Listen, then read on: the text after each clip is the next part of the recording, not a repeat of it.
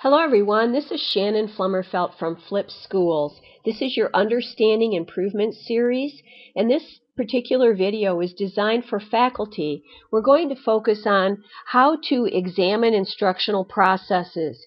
This is important because if you're trying to flip your classroom, you will find that questions will arise about instructional processes. So this will begin to give you some basic understandings of what a process is and how it might be used to help you to drive improvement while you're engaged in a flipped classroom.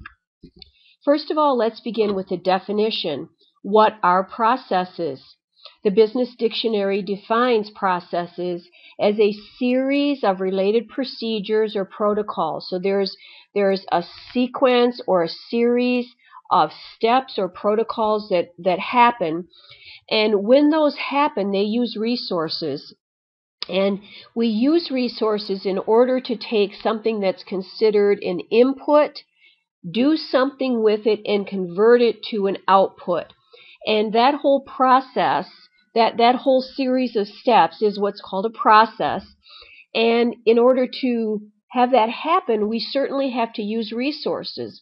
We have our time in the classroom, preparing for the classroom. We have instructional materials, instructional support that might be needed, as well as the resources that students put into learning in the classroom.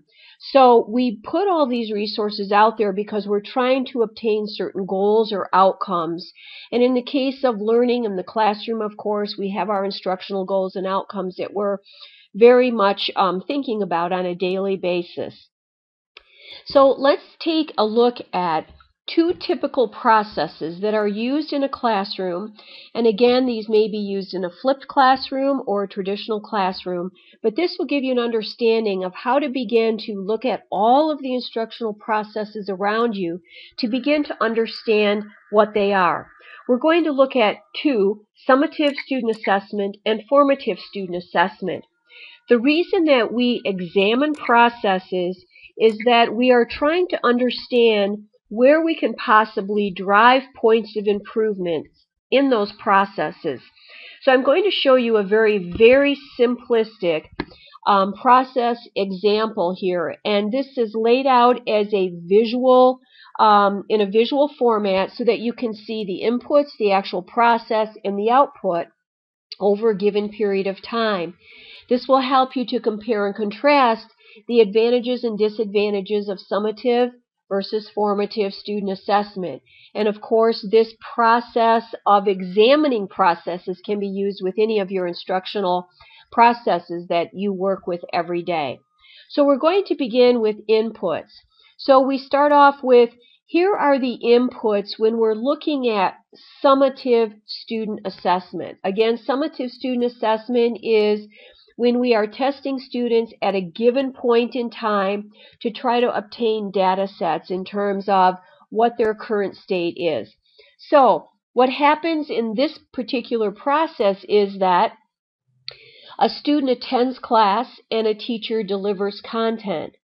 Now, if this were a flipped classroom, those two steps would be interchanged, where a teacher could deliver the content prior to the class, and then the student attends the class. In the class, the student completes class activities, and then following the class, there's homework. So all of the inputs into the assessment process, doing it summatively, are based on the student's preparation before, the activities during, and the activities that follow class. So at some point in time, the actual process is that a student will take a final test at some point in time. In this case, we're measuring a marking period. So let's say at the end of the marking period, the student will take a test for the marking period. The output is that the teacher has a chance to assess the current state.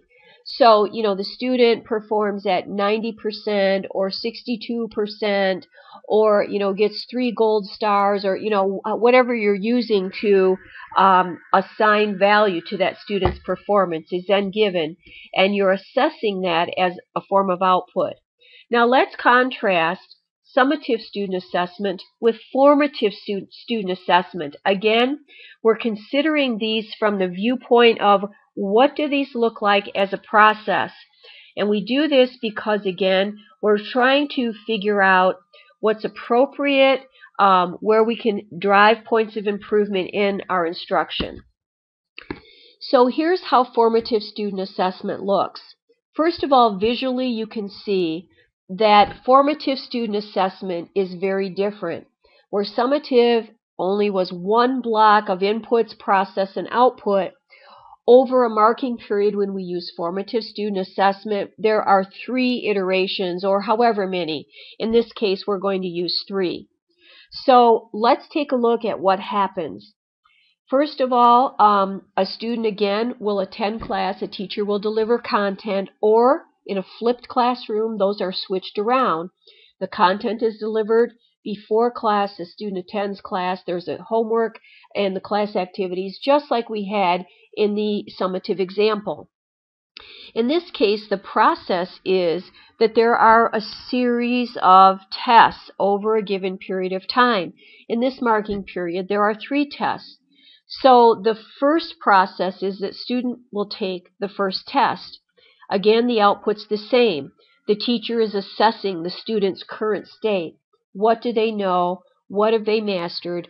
Do they get a 90% or a 62% or 3 gold stars or, whatever the assessment is. Then we take that output and that feeds into a whole nother iteration here of testing for formative student assessment. So again, we have either the traditional or the flipped model of delivering content and attending class.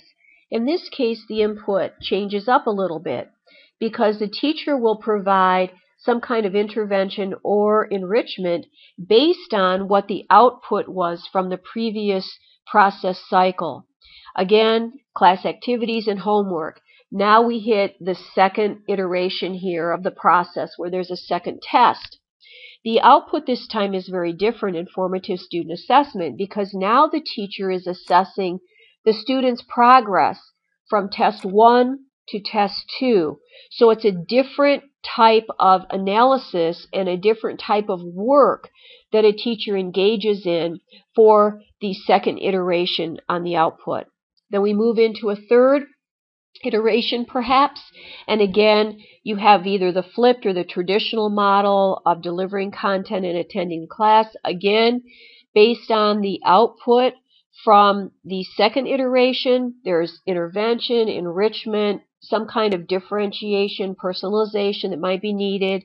Student completes the class activities and homework again, takes the third test, and again the output in this case is the teacher's assessing the student's progress, not the current state, but what's the difference between the first and second, the second and third iterations of testing.